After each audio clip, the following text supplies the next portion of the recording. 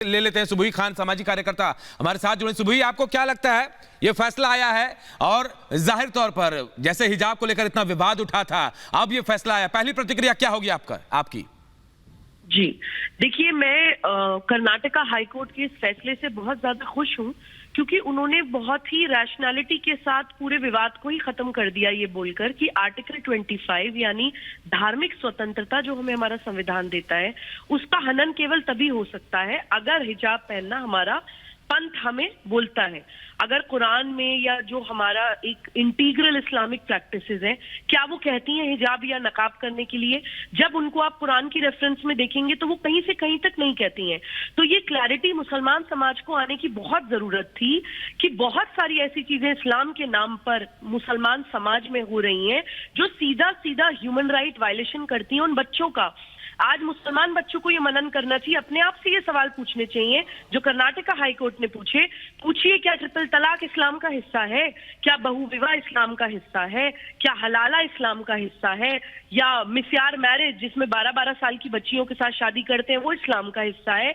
या फिर तलवार की नोक पर इस्लामिक स्टेट बनाने के लिए अपनी मातृभूमि को बांटने की मांग करना इस्लाम का हिस्सा है? देखिए, इस्लाम और इस्लामिक स्टेट में बहुत फर्क है, हमें ये समझना पड़ेगा। पैगंबर मोहम्मद सल्लल्लाहु अलैहि वसल्लम की वफात के बाद, उनके इंतकाल के बाद इस्लाम के साथ वो तमाशा हुआ है जो 99% मुसलमान नहीं जानता है। इस्लाम के नाम पर सिर्फ और सिर्फ आज के समय में मेजॉरिटी जो है वो इस्लामिक स्टेट की तरफ चल रही है, अज्ञानता में। एक द्विराष्ट्रवाद की मानसिकता मुसलमान बच्चे के दिमाग में डाली जा रही है कि जो भी भारत में होता है आप उससे अलग हैं। देखिए, पहनना ओढ़ना या भाषा या भोजन किसी भी जगह की जलवायु निर्धारित करती है। हम अगर भारत में पैदा हुए हैं तो हमारी ड्रेस, हमारा खाना पीना, हमारी लैंग्वेज, हमारा लाइफस्टाइल, उठना बैठना, वो सब कुछ भारत की क्लाइमेटिक कंडीशंस के हिसाब से डिसाइड होगा, भारतीय संस्कृति से डिसाइड होगा।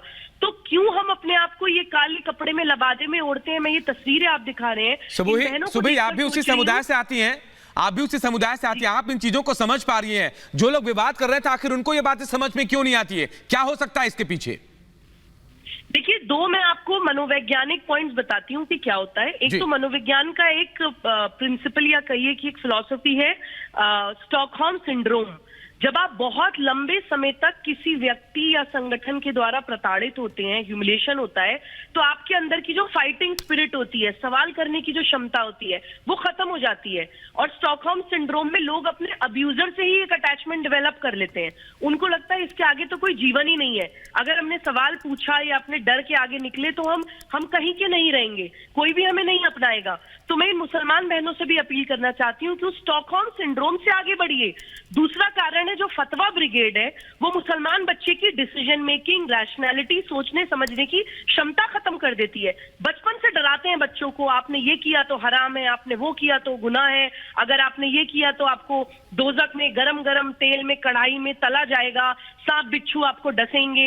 एक फियर साइकोसिस क्रिएट किया जाता है। हराम हलाल की इतनी लंबी लिस्ट बताई जाती है इन बच्चों को कि आप जो करेंगे वो भी फतवा ब्रिगेड आपको बताएगी, जो आप नहीं करेंगे वो भी फतवा ब्रिगेड आपको बताएगी। ये बहुत अच्छा मौका है मुसलमान बच्चों के लिए मनन करने का, युवा मुसलमानों के लिए मनन करने का, कि आप पूछिए, क्या म्यूजिक संगीत इस्लाम में हराम है? क्या बाल खोलना इस्लाम में हराम है? क्या नाचना इस्लाम में हराम है? क्या सवाल पूछना इस्लाम में हराम है?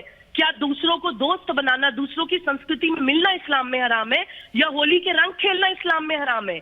ये सारे सवाल हमें अपने आप से पूछने पड़ेंगे कि इस्लाम बहुत पीछे छूट गया है। ये मुसलमानों की जिम्मेदारी है कि पैगंबर मोहम्मद सल्लल्लाहु अलैहि वसल्लम की इस्लाम को समझिए, उस इस्लाम का अच्छा चेहरा लोगों के सामने लाइए और आत्मसात करिए। आगे बढ़ना है